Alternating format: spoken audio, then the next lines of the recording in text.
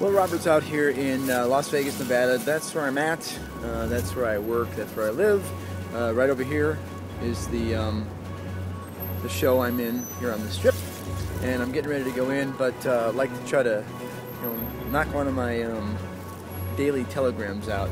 Normally I write them, but lately it's kind of come to my attention that no matter how much I write, I can't get out what I kind of feel about what's happening in this country. Of course, the latest thing happening in our country right now is the Tucson, Arizona shooting. Now, I lived in Phoenix, Arizona for 7 years. I know Tucson pretty well, and so my condolences is for all the folks there that are going through what they're going through.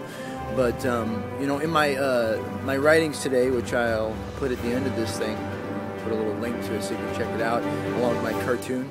I say that with a very difficult heart, in the sense that my cartoons aren't always cartoons. I mean, they are, but they're not always funny. Sometimes they're, they're just kind of reflective of how I feel and maybe how the country feels. But this Arizona thing has kind of gotten out of hand.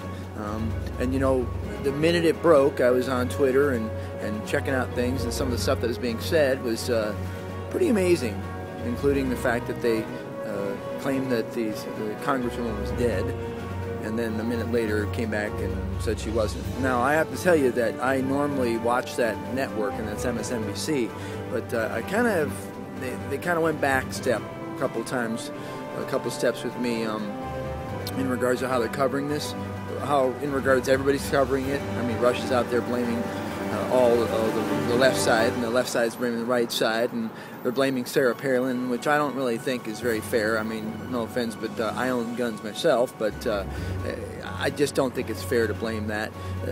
I think if anybody's to blame at this point, I'm kind of blaming the media, because the media are the folks that are the ones that that bring it up. As I said in my writing, the media is nowadays they're kind of the rubberneckers of news. They drive by the situation and not only look, but they have a can of gas with them to throw on it to kind of stoke up the fire, or maybe even make it explode, because that's what they do. They sell tickets.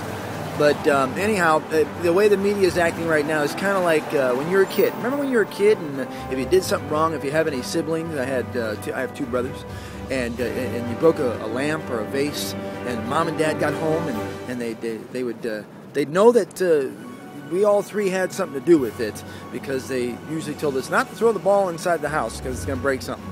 Well, in this case, the media has been throwing the ball around, and they broke something, and they're all pointing to the other person, so they're acting just exactly how they normally say the politicians aren't, like kids. So I think we need to kind of shut some of this up and stop acting the way we're doing. One of the big things right now that they're saying that's coming out is this new movement of communication. It's something I've been saying for quite some time, but unfortunately the way the country's going right now, and the animosity that folks have to everybody, and certainly the job loss and no money, and the big boys getting all the big money, we just can't afford to pay attention.